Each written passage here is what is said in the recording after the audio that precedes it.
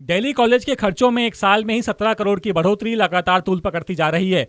इस मामले में द सूत्र के पास आई पिछले 6 सालों की खर्चों की गोपनीय जानकारी बताती है कि कॉलेज की ब्याज की कमाई को हटा दें तो इसका लाभ 11 करोड़ से घटकर मात्र 1.90 करोड़ पर आ गया, और जिसकी वजह खर्चों में कोई नियंत्रण नहीं होना है।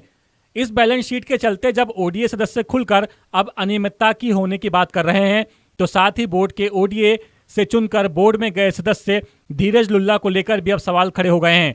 दरअसल धीरज लुल्ला लगातार दूसरी बार बोर्ड के सदस्य बने हैं, जबकि दूसरे सदस्य संदीप पारिक इन खर्चों को लेकर लगातार सवाल उठा रहे हैं, लेकिन धीरज इस मामले में अभी भी चुप्पी साधे बैठे हैं। इस पर अब ओडीए सदस्य अजय बागड़िया ने भी सवाल खड़े किए हैं। जैसा कि आपकी जानकारी में 2 सदस्य ओल्ड इंडियन एसोसिएशन के बनकर के बोर्ड में जाते हैं।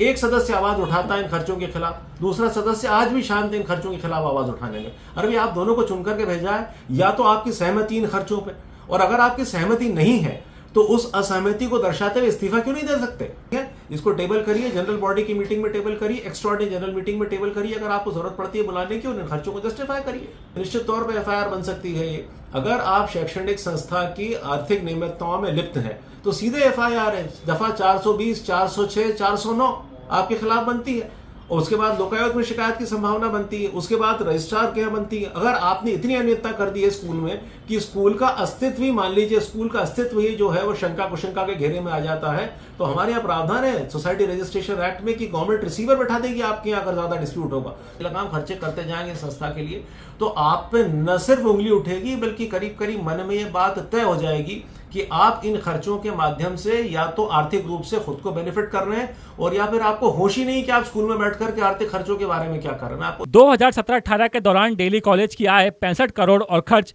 50 करोड़ के करीब था, जिसमें लाभ 15 करोड़ था, यानी शुद्ध लाभ 11 करोड़ के आसपास रहा। बात वित्त वर्ष 2018-19 की करें तो आय 66 करोड़ और खर्च 54 करोड़ पहुंच गया, जिसमें शुद्ध लाभ 11 करोड़ के आसपास था। 2020-21 में कोविड में आय 56 करोड़ और खर्च 46 करोड़ हो गया। ब्याज की आय हटाने पर शुद्ध लाभ 3 करोड़ के आसपास था। इसके बाद 2021-22 में आय 61 करोड़ और खर्च 53 करोड़ पहुंचा, यानी कुल कमाई 7.25 करोड़ से ज्यादा थी, जिसमें ब्याज से कमाई 5.80 करोड़ के आसपास और शुद्ध कमाई 1.50 करोड़ के आसपास रही। कोविड से पूरी तरह उबरने के बाद दिल्ली कॉलेज की 2022-23 में कमाई 80 करोड़ को छू गई, वहीं खर्च 53 करोड़ से बढ़कर 70 करोड़ पहुंच गया। कॉलेज की कुल कमाई 8.90 करोड़ हुई, जिसमें से ब्याज के इस करीब 7 करोड़ थे, यानी कॉलेज की शुद्ध कमाई 1.90 करोड़ पर आ गई। बात खर्चों की करें तो इलेक्ट्रिसिटी खर्च साल 2021-22 में स्कूल जब केवल 40 दिन खुला तब 1 करोड़ 6 लाख रुपए का बताया गया, लेकिन जब 220 दिन स्कूल खुला तो यही बिल 1 करोड़ 40 लाख का आया। सिक्योरिटी बिल की बात करें तो सिक्योरिटी में जो भुगतान पहले मात्र 15.80 लाख रुपए खर्च हुए, वो बढ़कर साल 2022-23 में करीब 6 गुना यानी कि 86.70 लाख रुपए हो गया। एनुअल डे फंक्शन पर खर्च की बात करें तो साल 2021-22 में एनुअल डे फंक्शन पर मात्र 32.44 लाख रुपए खर्च किए गए, वहीं साल 2022-23 में ये 4 गुना बढ़कर 1 करोड़ 25 लाख रुपए का हो गया। मेस खर्च की बात करें तो मेस खर्च जो पहले 2.37 करोड़ था वो बढ़कर 2022-23 में 6 करोड़ के आसपास पहुंच गया। लीगल सेल का खर्चा जो करीब 8 लाख का था वो बढ़कर 36 लाख हो गया। बागड़िया के साथ ही पूर्व सदस्य दीपक कासलीवाल, रविंद्र सिंह छाबड़ा, सुनील बजाज, रोहन जैन, गिरिराज सिंह, डॉक्टर सुमित शुक्ला सवाल उठाते हुए पारदर्शिता रखने की बात कर रहे हैं, तो कुछ सदस्य एजीएम बुलाकर इन खर्चों का स्पष्टीकरण देने की मांग कर रहे हैं, लेकिन अभी भी बोर्ड के किसी भी सदस्य ने 17 करोड़ के खर्च को लेकर कोई स्पष्टीकरण नहीं दिया है। संदीप पारिक जी द्वारा हमें इन्फॉर्म किया गया है कि 17 करोड़ का हाइक 24/9/2023 को फॉर द फाइनेंशियल ईयर 22-23 में अप्रूवल के लिए प्रेजेंट हुआ। ये 17 करोड़ का हाइक जो प्रेजेंट किया गया है बोर्ड द्वारा, मैं चाहता हूं इसमें पारदर्शिता है। एक ओल्ड लेन होने के नाते इसको एजीएम का पार्ट बनाया जाए और एजीएम में मैटर्स डिस्कस हों कि ये पैसे कहां खर्च होने वाले हैं।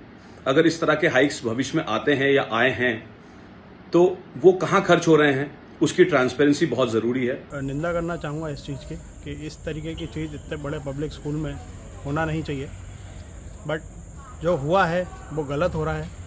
और उसमें मेन चीज़ ये है कि जिनसे ऑडिट कराया गया है तो श्रीमान ऑडिटर साहब के द्वारा ये पास क्यों किया गया है। सबसे बड़ा सवाल यही उठता है कि उनके द्वारा ये पास क्यों किया कि क्यों करा है, और अगर करा भी है तो आप बोर्ड को स्कूल के हित में काम करना चाहिए, ना कि जो आप फिजूल खर्ची कर रहे हैं। कुछ प्राइवेट पार्टियां भी होती है तो बोर्ड के माध्यम से हो जाती है, बोर्ड के खर्चे के उसमें आ जाता है, जो कि गलत है। और मेरा एक इसमें पॉइंट मैं रखना चाहूँगा कि बोर्ड के लिए भी एक एजीएम होना चाहिए, जिससे एजीएम के माध्यम से वो पूरी जो बैलेंस शीट है स्कूल की वो एजीएम में पास होनी चाहिए, ना कि एक कमरे में बैठ के 3 जनों के द्वारा कर दिया जाए। चारों तरफ उठ रहे इन अनियमितताओं के सवालों के बाद भी ओडीए प्रेसिडेंट और सचिव चुप्पी साध कर बैठे हुए हैं। इंदौर से कैमरामैन गौतम सरदार के साथ विशेष संवाददाता संजय गुप्ता की रिपोर्ट।